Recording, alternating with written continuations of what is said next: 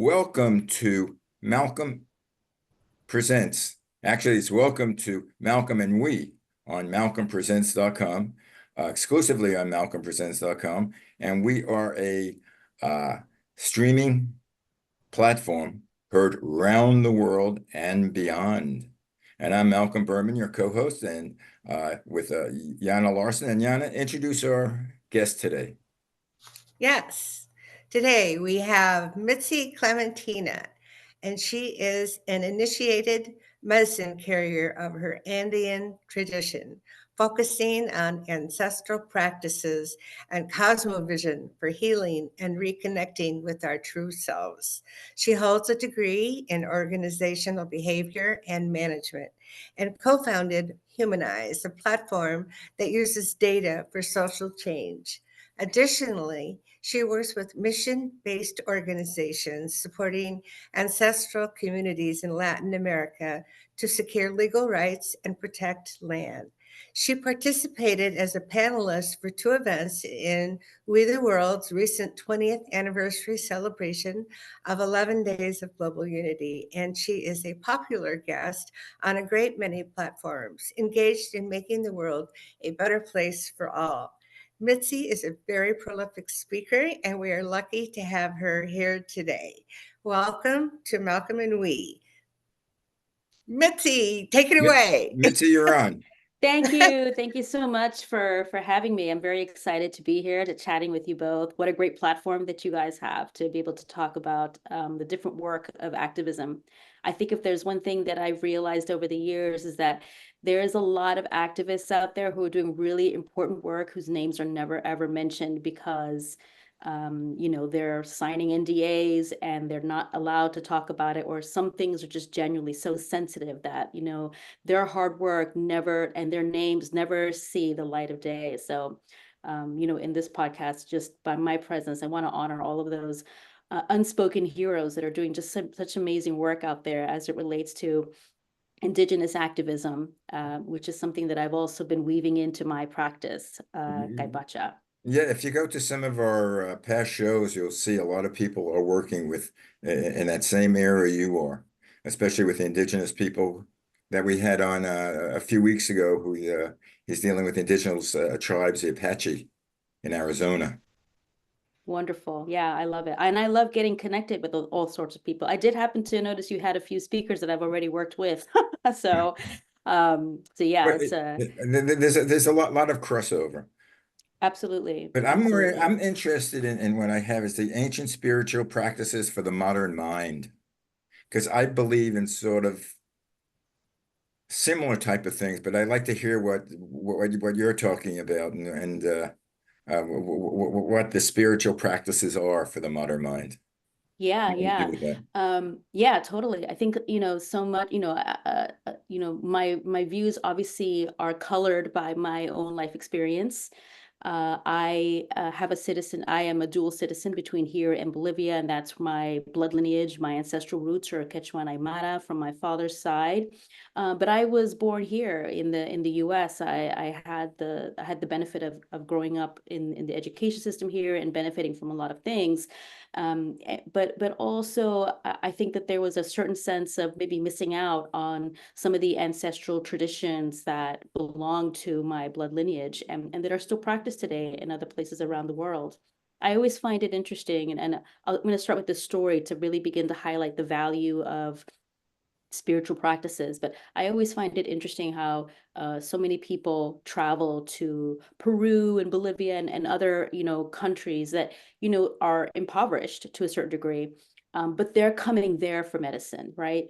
Um, Mhm. some of the people who are really rooted in their ancestral traditions there, they may appear poor and maybe not living the same lifestyle that we feel like we have, which makes us believe that they are disadvantaged, but very few of these people have a desire to come to where we are for healing. They're holding space for us to come there. And I've always been interested by that dichotomy. And maybe shifting our idea a little bit about the expectations of modernity. and some of the side effects of living in a society that is modern and that has so many things, right? So on one hand, as a US citizen, I feel really excited and I feel very privileged to be here and to have some of the rights that I do, especially as a woman, a person of an indigenous descent. But conversely, I know that I've missed out on certain traditions that really may have been around for so long. And even just the idea of connecting to the simplicity of nature and some of the concepts about nature. And the ideas that have been ingrained in our society, sometimes colored a little bit too much by Christianity, this essence of negative and positive or evil and good. Within one of my most favorite things to talk about with people and clients or patients who come to me, is this idea of like what is negative and what is positive. Within the Andean cosmovision, they don't really necessarily believe in like negative energy or positive energy. They believe that we as co-creators create situations and create like a perspective on things that we color it as negative and positive, right? So if I'm out with Jonna, we're at a bar or at a movie theater, we both could have the very same exact experience, and my experience will be negative and her experience could be positive. She met some great people, and maybe for me it's like, oh, my popcorn was cold and I didn't like this, and maybe Jonna's popcorn was cold too, but she was like, yeah, but I got a chance to share it, right? So we could have the same exact experience, but my filter allows me to create, because I'm a co-creator, I have the choice to create something negative or something positive, right? Yeah. And those energies we call hucha and sami. So sami is this light energy that is in constant movement, right? So here we see like the physics of it, that our ancient cultures already possess this knowledge of it. This lives in the trees and the flowers, and everything in nature moves in this sami energy, this light energy that's always moving and is never like disrupted in flow.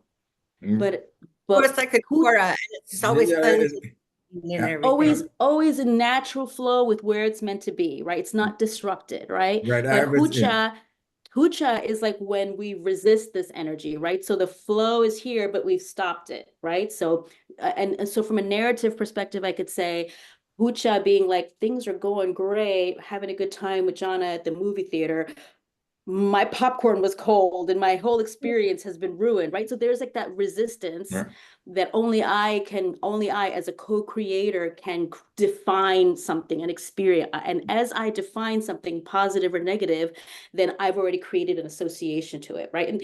And there's so much that we know now, that now we know through science and everything else, that me creating a negative experience now suddenly creates a magnet for me, like now creating more negative, like what I am paying attention to now expands and I begin to attract that energy, right? And that's very similar to our wounds, right? So if I have a wound that people are always betraying me, I'm always going to be sensitive to that. And I think we've all seen it happen where we become a self-fulfilling prophecy, right? Where like our biggest fear, we end up creating, and we end up allowing that to happen to us. And all of that has to do with this heavy and light energy that we both possess. So if I know, if I've been gifted with the power to know that I have Sami energy, this light energy constantly in flow, but I also possess the Hucha energy. The Andean Cosmovision had so many simple practices to help us like transmute this heavy energy into the earth. Yeah, but I When think I, yeah, excuse me. Go ahead. I think two things I'm thinking of when you're talking about. One thing is you bring your own energy into certain things. Like let's say you have an example that I always say. Let's say you plan a picnic with your wife or your family or your girlfriend or whoever, and you wake up and it's raining. And you can say, "Oh my God, it ruined my whole day. It's raining." Now you can do one of two things. You could say, "Oh yeah, it's raining, but so now I'm not going to go out. We have something. We can go museums. We can go to. Yeah. Oh, there's a great movie that I could go to. There's always things that you can Yeah, plan depending on on yourself. Perspective, Yeah. ways of totally, Right, adapting. and then the simple, what totally. you were talking about is almost like going back to nature. There's an article I just read about on Walden Pond. I don't know if you read that, but you probably should if you hadn't. Henry David Thoreau. Uh, he was talking about he wants to be out where where there's nature, where you could see the animals crawling, yeah, the ants, everything going up to the trees to go back to simplicity. And I think what we do as adults, we add too many layers of our own problems to this. We can't Yeah, appreciate what's out there because we have layers of negativity, yeah, and there has yeah, to be a way of getting rid of the negativity, which yeah. is And not, they're stories. yeah, it's They're easy to just say, it's hard stories. to do. Yeah, yeah. Well, and so I think, going back to something I was sharing earlier, the side effect of modernity, right? Like of living in a modern society. Some of the legitimate side effects is that there is an increase in depression, there is an increase in anxiety, especially among our young people. And so these are just some of the side effects that we're experiencing. This, when I was young, I remember hearing about prophecies, By the indigenous way, you're still prophecies. young. Thank you. I'm glad that it appears that I way. am really too. Well, youth is that you expect to live another day. There's always something in the future. Yeah, And no, 50 I love it. sounds really, really old. No, as far as age-wise, I'm really, really old, but I'm planning for the future. The things that are happening. I'm trying not to dwell in the Well, past. yeah, I mean, you're a cool guy, Malcolm. You think of this new idea when, during COVID and you come up Yeah, with this idea. You could just be sitting around in your recliner with your yeah. slippers and, complaining about youth today. But instead, what do you Well, I'm part of youth today. What? I'm part of the youth today. I'm doing Exactly. the Yeah. podcasts, the podcasting, the Zoom casting. Yeah, That's sort of like the yeah. modern. I get to meet these great people of the world. That So I bring to you. that you bring to me. But I let Jana, you. But I'm opening up the path. Yeah. The path absolutely. is open, Yeah. and you're bringing me these people like Mitzi. Yeah, this Yeah. is This is wonderful. Well, Yeah. Mitzi, what is your full name? Because Mitzi is not a particularly Latina name. It is not a Latina name. It is my official birth name. My full name is Mitzy Clementina Bautista. Mhm. So now at this point in my life, I usually go by my first name and my middle name. My middle name is my grandmother's name, who was Aymara. And so I like having both of those names. But Mitzi is legitimately my first name. Really? My Yeah. mother, yeah, I think my mom fashioned it after Mitzi Gaynor. She must have Oh, really been Yeah. impressed by Mitzi Gaynor I and thought if I was a girl, I'd be It's Mitzi. so Yeah. good too. You're just so unique and effervescent and beautiful. Oh, thank you. well, Thank you so let me hear a much. song. You want to hear a song from Right. Mitzi? Yeah, a song and a dance. She was very talented. Oh yeah. Didn't she Just just fun. pass away? Yeah, she did. I think this past Was it 96? I'm not sure if I remember week, correctly. it was amazing. Gosh, so But cool. anyway, so what people what do you do on a practical level? How do you reach people with your messages? Well, there's two levels, right? So there's the indigenous activism work that I do, interpreting and then working with land sovereignty and other projects that I have. But my practice for the Andean Cosmovision, like I'm usually I host a women's circle for the New York Shamanic Circle, which is the longest running shamanic circle in the New York area. I've been hosting that for 4 years now. I also have I also go and do in-person workshops and just sharing different aspects of the Andean cosmovision.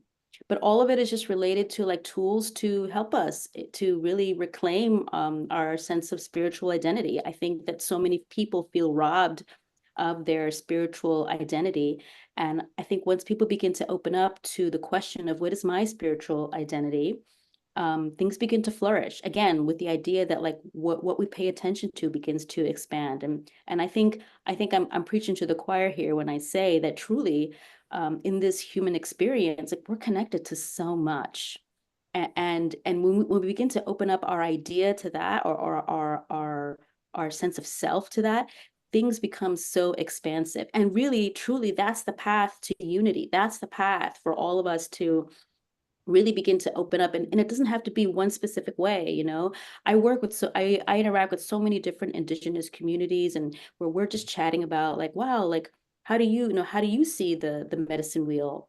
Oh, we have it like this, as ours is different. Like, and it's this embrace of, like, wow, that's just so fascinating, versus, well, your way has to be the wrong way and my way has to be the right way, which I think we've all experienced that in some way or another when it comes to spiritual practices that are maybe more religious and organized religion oriented, right?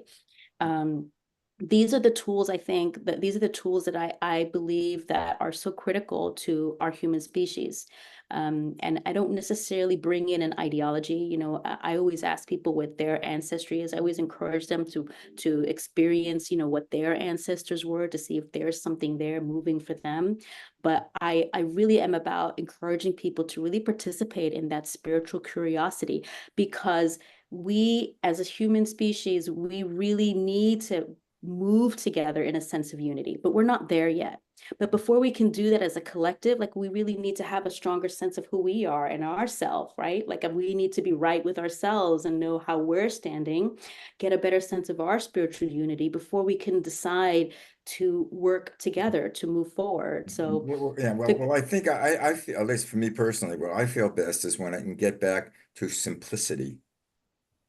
You know, yeah, going, for me, I grew up at the beach. I love walking the beaches, no matter what weather, whether it be summer, winter, spring, or fall back east. I love walking the beaches. I love walking barefoot, walking in the sand, especially, the when it's low tide and the sand is very firm but cold, walking that barefoot. And then I look at the ocean and I realize that that's been there for I don't know how many years, but the waves keep on coming and going. It has nothing to yeah, do with us, yeah, with what yeah, we do. Same thing as I go when I go to the forest or the woods, and I walk within the trees, and I see the trees have been here thousands of years, and you realize yeah. underneath your feet that I have another show, Many Shades of Green. Underneath your feet, there's a whole existence that A we whole don't know about. The existence. only thing that you see it sometimes in these nature films. But with the ants, Yeah, they're living underneath, having their own world, and it's simple. yeah, yeah, it's For me, simple. We it's just about complicate things. Yeah, we do. And there are relations, right? So, like, indigenous wisdom, ancestral wisdom will say these are our relations. There are relatives and there are teachers. And so much of the ancient wisdom that maintains preserved is based on their shift of seeing, you know, this is a tree that I can cut down versus this is a tree that I can have a relationship with. And if I shift that idea, then my relationship with that tree changes, right? Then I might honor, if I have to cut down the tree for my family, I can honor the tree in some way, and then that is creating what we like to call this the hoop, the universal hoop of right relationship with all things, Yeah. Well, I and that's forget who. meaningful. It's powerful. I forget what show it was, but they were talking about the indigenous people, and I was talking to someone that was a Native American, and the thing was that the Native Americans didn't own the land; they were caretakers of the land. Yeah, the mhm. stewards of the They land. were steward. They didn't own it; they took care of it. We Right. don't. And they We didn't own have as modern own Americans. We squads and own the land.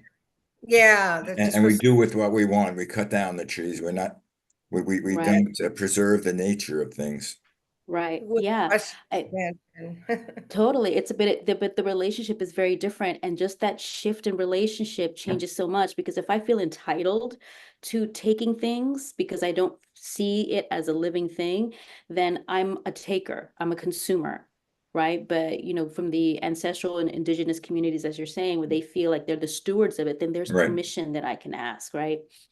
Recently, I just through working with just my own visioning work and talking with my teachers and some new teachers that I've collected along the way, um, I feel really called to participate in an honorable hunt.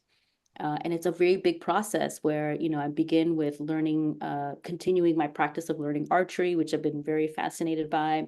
But as a person who eats meat, what is the full respect process, right? And there is this whole ritualistic process of learning to hunt in a ceremonial way, where you ask for the deer, to one of them to step forward, to be the person, to be the one to come to you and to feed your family, and your responsibility in return is to use the entirety of the animal. So this is an entire apprenticeship within itself, an entire initiation within itself. And I wonder if more people were in that practice, they would be a little bit more conscientious of even the food that they're consuming and they're eating. Because right now, we might see a hamburger, but nobody sees like the whole process, right? Or a chicken or chicken nuggets or whatever. Like, we don't see the full process of it. And how just even participating in that full process, like how would that shift our relationship with even the food that we're eating? And I think if we did, we would probably be fighting a little bit harder to make sure that our food supply is not so contaminated. Right now, we all know that it's contaminated, and yet there isn't really any meaningful progress in changing that, because we wouldn't really even know where to begin, because the whole premise of us eating food was founded on an idea of us just taking. Right. It's like we don't consider, as people, we don't consider ourselves as part of the world. We're Right. above. We're not an integral Yeah. part of what's happening. Yeah. And Yeah. we're ruining the world. We're ruining the world, yeah. Whereas you speak to the Anishinaabe, they have a beautiful quote that says that the humans were created last, not because they were the most important, was because they were the least needed. The whole Very world, good. and I feel like what a powerful statement that is. Because the reality is, and I think we all know this, that if human species were suddenly gone, the earth within maybe 50 years would return to this splendor, right? And I'm certainly not I'm not advocating for like our human species to no longer exist, but we see what we've created. But projects like mine, like Kaipacha, and the work that I'm doing in terms of like bringing ancestral wisdom into like everyday people, everyday lives, is that if we were to shift that relationship, we also have the power to shift our reality and shift the trajectory of our human species. Something I was Yeah, about to mention to you earlier was about the prophecies of the eagle and the condor. I know that these are like prophecies that many people have heard about, but it's really predicated on this idea of bringing the modern technology, right? So we're not saying that the modernity and the modern technology that we have is bad, but it's still only half of the puzzle, right? So, but if we bring those ancestral wisdoms into the sphere, and we join both of those things together, we can move in unity. We can shift the trajectory of our human species. And the ancestral wisdom all say that this is that time, that we are all key players, and that we are the ones that our ancestors have been waiting for. We are the ones that will be able to shift this trajectory and to create that. Like, what a fantastic prospect that lays before us. And we have that ability because we are the co-creators. We've created this reality, ideally not a great one, but we still have it within us to shift that trajectory and to shift it in a different way. And that's why so much ancestral wisdom is coming out now, because these prophecies spoke of this time where that ancestral wisdom would begin to come in. And all of our ancestors held on to this wisdom through persecution, through death, through torture, because they knew these prophecies way back then were, and that this wisdom would be so important right now. And what a powerful notion. What a powerful notion to have. And what an inspiring notion, right? That we are these people. We are these people, that these prophecies that have been held, for hundreds of years, that we are these people that these prophecies are talking about. That within itself, I feel like can be inspiring to anyone to decide to go on the path of, who am I in this process? What does my spiritual identity look like? And how do I step into this process of helping humanity shift, knowing that I, even just as one single person, can help create that shift that takes us to where we belong and what we deserve. So how does our audience get in contact with you? Or how can Well, they I would see what say you're doing? the best place I would say, well, I have an Instagram account, but the best place would be to go to my website, kaypacha.net. How do you That's spell that? Yeah. KayPacha .net. I'm also on Instagram as Mitzy Clementina. And I believe I have a presence on Facebook as well, but my Instagram is definitely a little bit more a reflection of the different ideas that I have as well. And hopefully a Zoomcast on And malcolmpresents.com. hopefully a Zoomcast. Yeah, I think that would And be she also tremendous. has a, like I said, a presence with, I'm with We the World. And so she was on a couple of our events and she was just amazing talking about this same sort of thing. But also she met with one of our volunteers and key members of We the World, great grandmother, Shannon Crossbear. And so That's right. we had a really fascinating discussion with Shannon being Ojibwe and Irish, and Mitzi being New York bred and Bolivian, Andean, and her different cultures. It was a fascinating conversation. So you'll have to look for that. And I think we are having that here on the Malcolm Presents website too. I know I've been working on getting that also there. Fantastic. Yeah. I mean, if there's one last thing that I can leave with to the audience and to anybody who's, who's watching this is that this is the time to have those conversations, right? Like that conversation with grandmother Crossbear, Shannon Crossbear was just tremendous. People from different viewpoints, but also like holding their ancestral wisdom. And I think this is such a critical time for platforms like this, where people just having the conversation is so important. It doesn't necessarily need to have like we all need to come to this decision. At some point it will, but maybe just opening up these conversations is a wonderful step forward in that direction. Yeah, I And believe at least. Malcolm, I think this is just amazing having Mitzi on after our guest last week. We had a physicist who teaches at MIT. His name is Peter. Oh my goodness, I forgot his last I name. know the last part of is Kowski. Fikowski, Kowski. Peter Fikowski, yes. And so he's a very different sort and very brilliant, but very approachable and talkative. And so, as I become involved with all different kinds of environmental groups and groups as I do outreach for We the World, is that talking about different ways to treat the climate problem. I mean, there's Al Gore's climate reality leadership core, which I'm a part of, and there's a Malcolm's friend who does 50 Shades of Green. There's so many different organizations, but they're it's new science about marine cloud brightening, and then Peter's his group's idea is increasing plant growth in oceans. And I don't remember what process he called that, Malcolm, but it's all very fascinating. But it comes together with that same idea of paying attention to our inner collection of spirits that are inside us. I don't know a good way to say it, but just the ancestors, the knowledge of the ancestors, if you're open Well, to it, yeah. whatever way you can, that Yeah, it but comes basically it's taking care of the world because the world is yes, sort of our, yes, from many different we were born angles. out of the earth Yeah. Yes, And we exactly. return to the earth, and right? we So return to we're the earth. part of it. Yeah, we return to And it. then get Yeah. it out there with the modern technology that we have through Zoom and ways to communicate with other people in the Well, world. I love this thing of Zoom. I just got involved with. I've only been involved with Zoom maybe 2, 3 years. My background more is radio and television.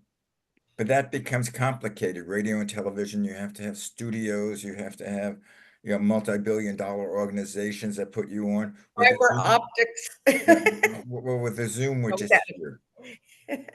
And I can speak to you one-on-one and get it seen by millions of people, hopefully. Or you could take your message and take this show and send it to your friends. I don't know how big your email account is or friends, but you can send it all over and they could see it around the world. And we have spoken to people in the last few year or so all over the world. Yes. Because we Wonderful. work with people from all over the world. We're a global organization and have volunteers. My virtual assistant he has his medical degree in epidemiology and he's working on his master's and he's in Iran. And then I have several people that I work with in Africa. And one of our partner sponsorship development people is from India. So it's just so fascinating to be able to meet everybody around the Reach world. the And world. we have I so wish I many, was multilingual, but basically yeah, I'm I'm English. I'm studying several languages, but I can't say a single word of any. But again, let us know where people can reach you because we reached your half hour already, believe it or not. Wow, that went really fast. Wonderful. Yeah. Yeah. I mean, like I said, kaipacha.net is the best way. And I'm on Instagram as well as Mitzy Clementina. Yeah, and I think Again, this has spell been a Capacha. wonderful chat. KAYPACHA.net. The way it sounds. Actually, it sounds like an Indian dish. What did they have for dinner? Capacha. Kaipacha, yeah. Yeah. Or you sneeze like, oh, kaipacha. Well, as they say in Yiddish, Gesundheit. Gesundheit Right. instead of God Gesundheit. bless you. Or kofifi, whatever that means. Anyway, Mitzi, thank you very much for being on. Yana, thank you very much for co-hosting with me. And remember, well, hopefully we'll see more of Mitzi in the coming future. Yes. Remember, I We'll you're work look forward to listening that. to Malcolm Presents. You're listening to Malcolm and We, heard exclusively on malcolmpresents.com. See you guys next week. And as I say, go Dodgers. Bye.